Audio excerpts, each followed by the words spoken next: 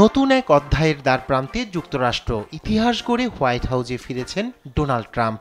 তাই তার অভিষেক ঘিরে জমকালো সব আয়োজন।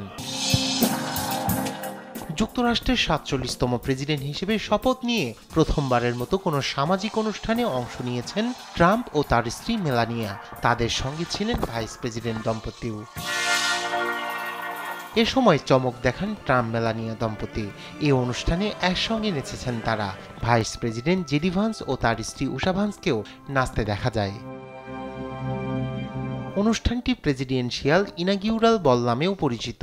মূলত মার্কিন প্রেসিডেন্টের নতুন মেয়াদ শুরু উদযাপন করতেই করা হয় এই আয়োজন।